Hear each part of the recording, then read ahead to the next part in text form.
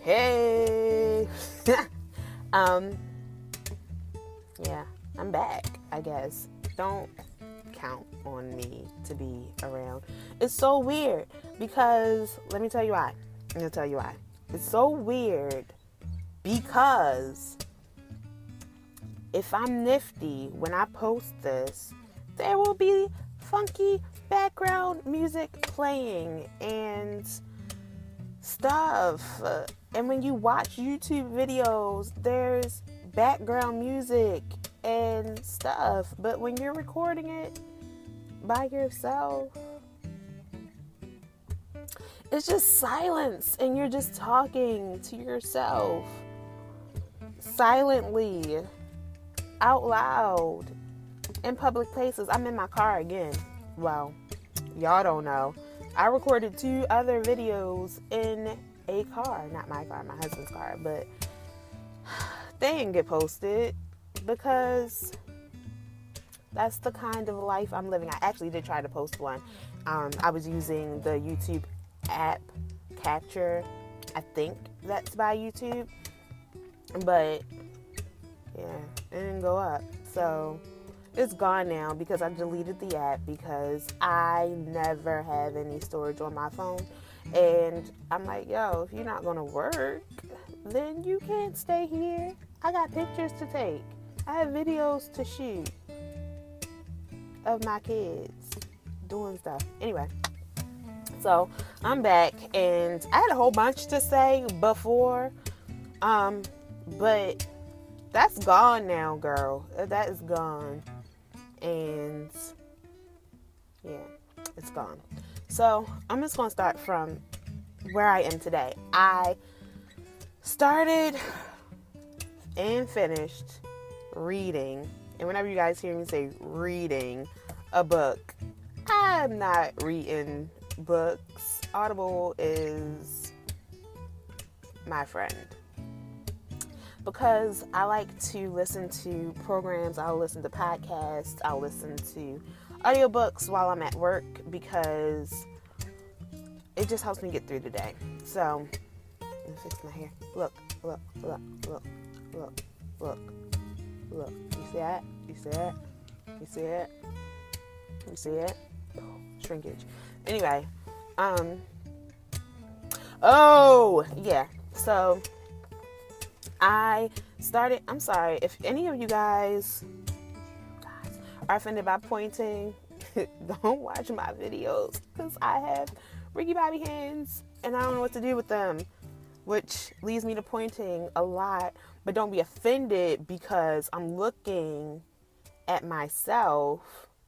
So really, when I'm pointing at me and not you. But it's going to look like I'm pointing at you because you're watching the video. Anyway, so distracted and my battery's low. Sorry, man, now my hand's in your face. My bad, that's a lot going on. Okay, so anyway, I started reading a book called, I'm going to mess this up. I'm going to mess it up. The Magic of Tidying or something like that. Y'all know what I'm talking about because there are 145 reviews of this book on YouTube, and yeah, it's by Marie Kon. It's called the Marie Kon Method. So if you know about that, Google that mess and you will find her book. And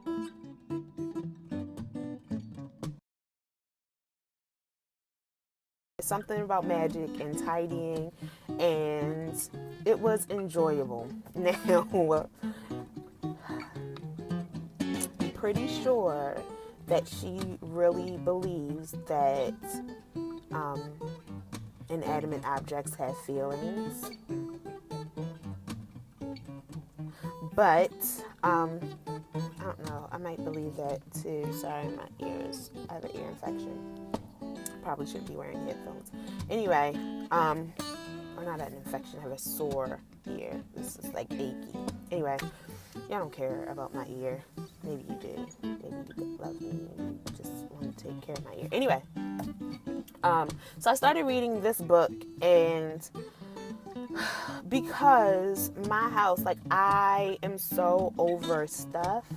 I am so over owning things and having to take care of things. I have 3 little boys, and they are enough. Like, that's enough. That's enough stuff to take care of.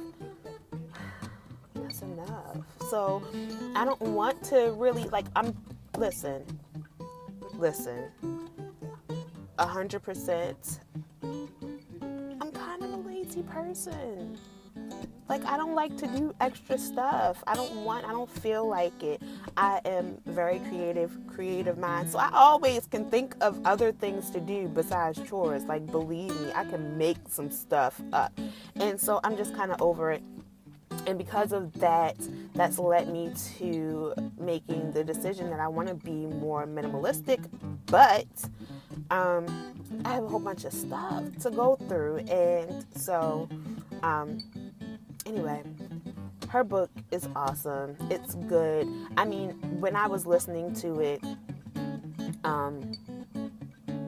because for all my Christian folk out there, I'm a Christian too, sometimes words and things can throw us off, and we be like, I ain't messing with your little magic stuff. No, I'm not doing it. But don't be thrown off by the words, because even if she does believe that, I don't know if she believes that, don't come for me if y'all believe that inanimate objects have feelings. Do you? But sometimes Christians can be thrown off or turned off to things, to hold theories based on disagreeing with one part. And so take what you need and throw the rest away. And it was a good book. And so I like her method because on top of being a little bit lazy, I'm also very impatient, especially with my own personal progress. Like, I don't have time for myself to be figuring stuff out. Like, I want to be perfect immediately. And so taking, like, things that seem like they're going to take a long time overwhelm me and exhaust me. And so then what I do is I'll just push it off till forever, because for some reason in my head, something that's going to take a long time, I'd rather not get involved in, even though I'm just prolonging the process by not addressing issues and stuff like that. So anyway, her method, read her book, because clearly I cannot get this synopsis out. Like, y'all, go watch somebody else's YouTube video about it, because I'm trying, y'all. I'm new to this. So anyway, she talks about tidying as one big event. So instead of it being something that you have, sorry y'all, my phone just straight up was like, you don't have no storage, you can't record on me. Anyway, so I had to delete some stuff. The videos that I was telling you that I thought were gone, they weren't. They were in my recently deleted storage bin, so I had to get rid of those. Anyway, so instead of you having to tidy every single day, a little bit every day, she says to do it in one big sweep. And let me just tell you, I'm here for that. I'm here for just doing something and getting it over with, and then not having to do it again. So she says that when you tidy, it should be an occasion, and you should do it maybe once or twice a year. And by doing that and getting rid of things that don't bring you joy, you'll eliminate the need to continuously tidy, because you'll only be retaining things that you really love. And then she goes through the method of just finding a home for everything, but it eliminates a lot of the clutter that you have. And I think that's a lot of my issue. I have a lot of stuff. My mama don't think I have a lot of stuff, but I have a lot of stuff. We have a lot. My kids have a lot of stuff. Oh my gosh, why don't they tell you that kids come with stuff. Like, they don't have jobs, but they just have stuff. They have clothes. They have too many toys. Oh my gosh, the toys. Let me tell you, I went in my kids' room and they threw everything. It was like they were having a competition, or they were trying to beat the Guinness Book of World Records for how much stuff you could just throw on your floor all at one time, or like the levels. It was ridiculous. And so it was so overwhelming that I took lawn bags, like the bags that you get when you rake the leaves on your front yard, and you know that, like, they're super big. I took lawn bags and I filled them up with their stuff. I didn't sort anything. The only thing that I sorted between things that were trash and things that were not trash, but like toys, clothes, shoes, socks, bedding, anything that was on the floor went into a lawn bag. And I have so far filled 8 lawn bags full of stuff. And that's not even all their stuff, y'all. That's not even all that they own. That's just the stuff that was in their room. And there's still stuff. There's still stuff. And I don't understand how they have accumulated so much stuff, and they don't have jobs. They don't have jobs. They don't have a car. They can't drive to the store and get anything. They just have stuff. So they have stuff. I have stuff. My husband has stuff. And it's just super overwhelming. And I don't live in a large house. I have a duplex. So my house is the size of an average townhouse. And it's too small for all of the stuff that we have. And I don't feel like taking care of all of this stuff. I'm just over it. Our laundry situation is out of control. First of all, I cloth diaper because I just like to do things that are going to just create more work for myself. So I cloth diaper my baby. So that means that we're already doing a load of laundry every day. Anyway, and then my son, he's in uniform, so he has to have certain clothes and things like that. We're doing at least 2. When I say we, I mean my husband, because I'm not about that life. But like, he just takes the stuff down and like washes it and stuff like that, puts it in the machine. I do the cooking though. I do cook for them, so I'm not just sitting around not doing anything. Listen, this video is all over the place. Clearly because I'm in a whole different location. My phone died again. It just straight up died this time. The battery went kaput on me. So anyway, and I should get rid of this gum because the gum, was really annoying when I was rewatching what I recorded earlier today. It was just super irritating. My bad, y'all. I really hate mouth noises, but apparently I'm not annoyed at all by my own. So anyway, my setup. So my camera is my phone, and I have these little white dollar store laundry baskets that have, like, they're baskets, so they have like holes in them. Maybe I'll put a picture in if I can. But I set it on my bed. I'm sitting in my husband's little work chair. He's an automotive technician, so he has like a little wheelie chair. And I just stuck my phone right in the middle of one of the wire flaps. So yeah, anyway, I was telling you about how I cook, because I don't want people to think that I just don't do anything at my house. But anyway, not the point. The point is, I'm going to try this method now. In addition to the KonMari Method, And you would think in all this time that I would have taken the time to look up the actual name of the book so I could tell you exactly what it is, but I didn't. So I'll post it in the link below. I'm only doing this because this is what all the other YouTubers do. Like and subscribe. Anyway, I don't care if you subscribe. It would be nice though, because I'd feel cool if people subscribe to me. Yeah. Anyway, gosh, insane. Okay, so in addition to doing the KonMari method, I am also going to be, so her method, she says that you should do it quickly, right? But she says the first time that you do it, it may take,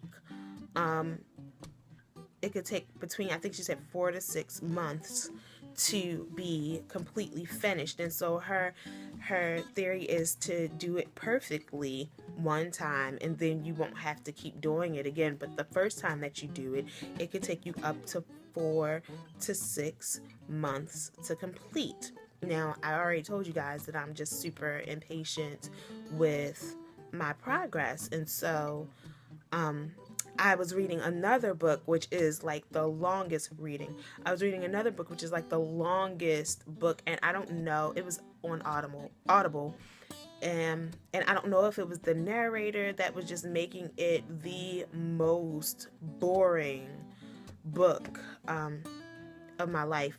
Maybe not the whole book, but like after a while, it was just super duper like a snoozer. So maybe it was the narrator, I'm not sure, but it was called The 12-Week Year. And so the concept makes sense, but the book itself, it just seems very repetitious to me. Like when I got to chapter 15 and like I had grasped the concept, but they were still like in depth explaining things to me that I don't feel like needed their own devoted chapter. It just became too much. But if you want to read it, check it out. I was trying to see if I could find a synopsis, but they do have a website, so maybe the website is a little bit better, and maybe the reading the actual book is better than the audiobook because I just didn't enjoy the narrator. But anyway, the 12-week year, the theory behind this is that instead of assessing your goals by the traditional standard of like setting your goals at the beginning of the year and saying I'm going to accomplish this by the end of the year, you set your goals based on weeks. And so instead of doing things in 12 months, you would do them in 12 weeks. And they're saying that it helps you to accomplish your goals quicker and also just more accurately, I guess, or it helps you achieve things quicker, because when we have a whole 12 months to achieve something, then in our heads we think, oh well, today doesn't matter because I still have 365 more days to get this done. Or this week, like I can slack off this week because I still have this large amount of time to get things done. Whereas if you're thinking about, okay, well, I only have 12 weeks to get things done, then you're more likely to be more productive. And so essentially it's supposed to up your productivity and just help you to set goals and achieve them and not waste time by slacking off, basically. And so because I've already stated that I have issues with just being patient with my own progress, I am going to attempt to complete the Marie Kon, or KonMari, I think it's KonMari, sorry, the KonMari Method in 12 weeks. Or maybe I should shoot for 6 weeks, since it's supposed to take 4 to 6 months, and on the 12-week plan, each week is a month. Sorry, I have the hiccups. Each week is a month. I have to think about that. Right now I'm going to say my goal is to complete the KonMari Method in 12 weeks. So that would give me the summer basically to get this started and to get everything done. And so I'll take you guys on the journey with me.